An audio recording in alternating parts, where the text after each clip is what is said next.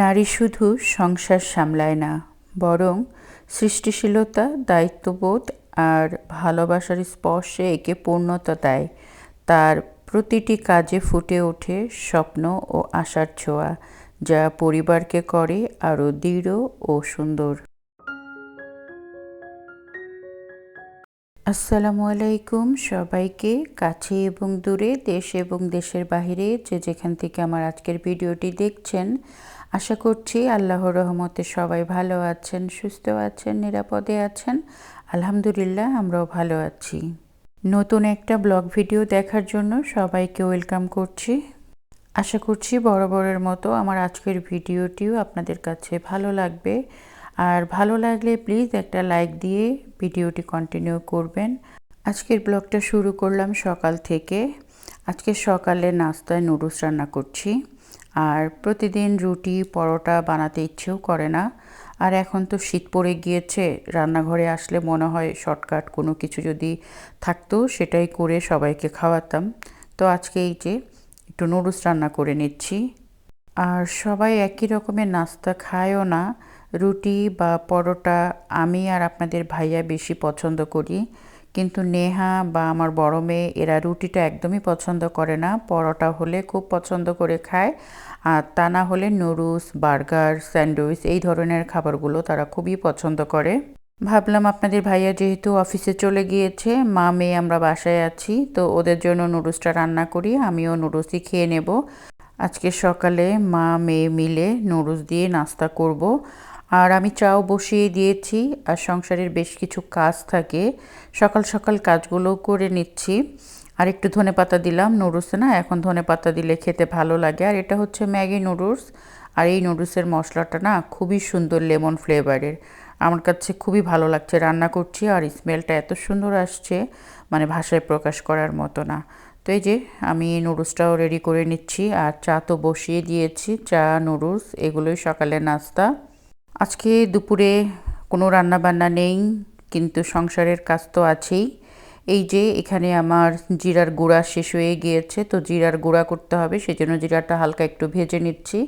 আর ভাজা জিরার গুঁড়াটা তরকারিতে কিন্তু অনেক কাজেই লাগে, সেজন্য সকাল সকাল ভাবলাম এই কাজগুলো করে নিয়ে, হাতে বেশ কিছু কাজ আছে সেগুলো করে নিব, কিচেনের কাজ তো আর শেষ হবার না। তো যাই হোক, এই যে নুডলসটা রেডি করে নিয়েছি, সকালে নাস্তা আমার জন্য আমি নিয়ে নিয়েছি, আর দুই মেয়েকে একসাথে দিয়ে দিয়েছি।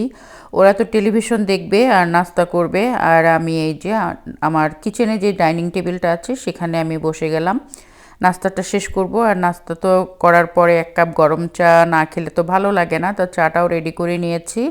আর এই দিক দিয়ে চলে আসলাম, মশলাগুলো করব, ঠান্ডা হয়ে গিয়েছে। এই যে এখন আমি মশলাগুলো করে নেব। তাছাড়া কিচেনে আজকে অনেকগুলো কাজ আছে, রান্না বান্না নেই। আগেই বলেছি আজকে দুপুরে কোনো রান্না বান্না নেই। আজকে বাহিরে আমার বড় মেয়ে আমাদেরকে আজকে লাঞ্চ করাতে নিয়ে যাবে।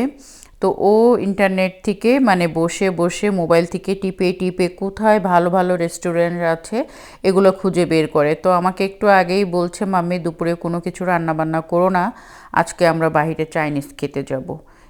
2 দিন আগে আমি বাসায় চাইনিজ রান্না করেছিলাম, মা মেয়ে মিলে একসাথে কিচেনে রান্না বান্না করলাম।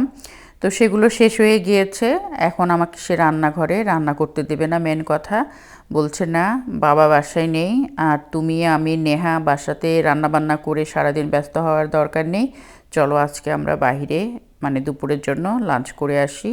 তো মেয়ের কথা তো ফেলা যাবে না, আর সংসারের তো বেশ কিছু কাজ আছে। তো বললাম ঠিক আছে, যেহেতু আমরা দুপুরে খাওয়া দাওয়া করতে যাব, তো আমার সংসারের বেশ কিছু কাজ আছে, হাতের কাজ, এগুলো আমি করে নিই, তোমরা নাস্তা শেষ করো, নাস্তা শেষ করে তোমরা রেডি হতে থাকো, মাম্মি ততক্ষণ কিচেনের বেশ কিছু কাজ আছে সেগুলো করে নিই।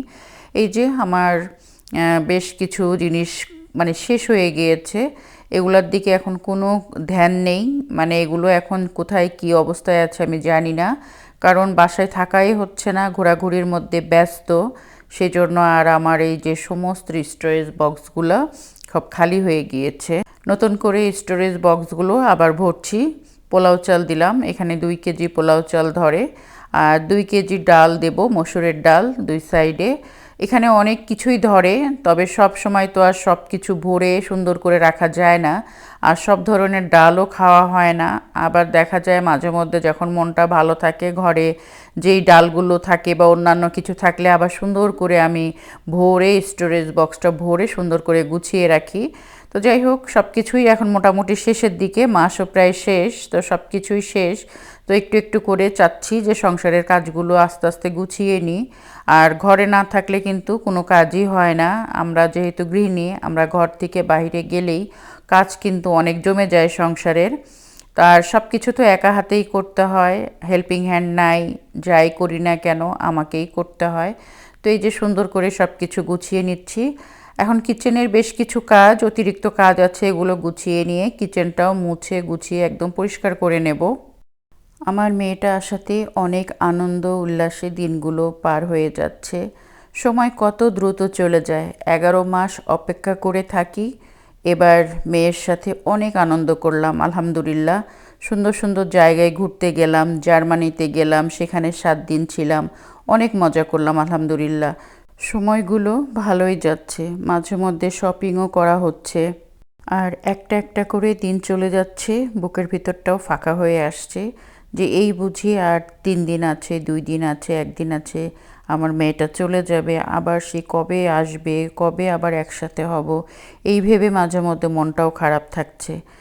স্বামী সন্তান নিয়ে আমার সুন্দর ছোট্ট একটা সংসার, আর নিজের সংসারই মেয়েদের আসল জায়গা।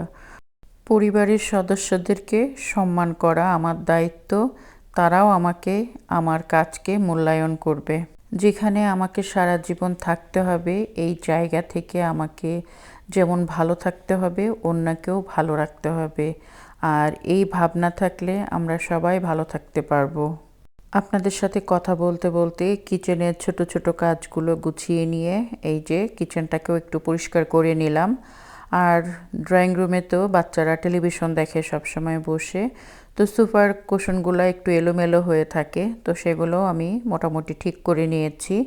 একটু পরেই আমরা সবাই রেডি হয়ে বাইরে যাব, তো ভাবলাম ড্রয়িং রুমটা একটু ঠিক করে রেখে যাই, কারণ বলা যায় না হুটহাট করে কখনো যদি কেউ চলে আসে, তখন বাড়িঘর নোংরা থাকলে আমার কাছে খুবই খারাপ লাগে। নোংরা বলতে এলোমেলো থাকলে, আমি নিজেও কখনো এলোমেলো থাকা পছন্দ করি না। আর আমি কোথাও গেলে যদি কোনো কিছু পরিপাটি না দেখি, আমার মনটা খারাপ থাকে, আমার সেখানেও ভালো লাগে না।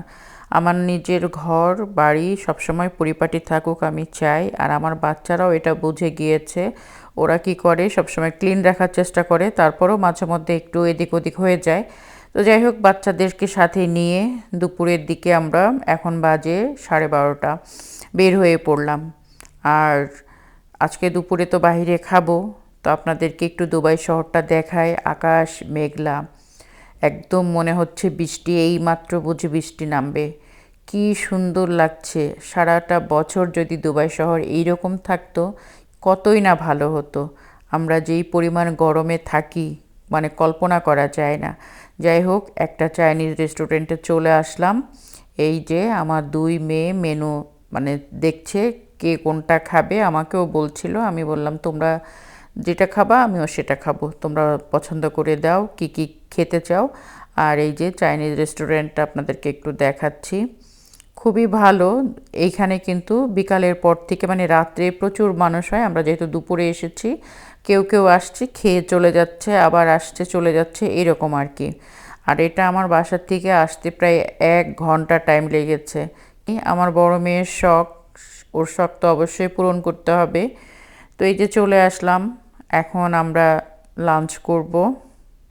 এতক্ষণ ধরে যে সকল বন্ধুরা আমার ভিডিওটা ধৈর্য ধরে দেখেছেন, সবাইকে অন্তরের অন্তঃস্থল থেকে অনেক অনেক ধন্যবাদ। ভিডিওটা আর বেশি বড় করব না, আপনাদের কাছ থেকে আমি বিদায় নেব। নতুন কোনো ব্লগে আবার কথা হবে। সবাই ভালো থাকবেন, সুস্থ থাকবেন, নিরাপদে থাকেন, এই দোয়া অন্তর থেকে করি। আপনারা আমার এবং আমার পরিবারের জন্য দোয়া রাখবেন। আজকের মতো এখানে শেষ করছি। আল্লাহ হাফেজ।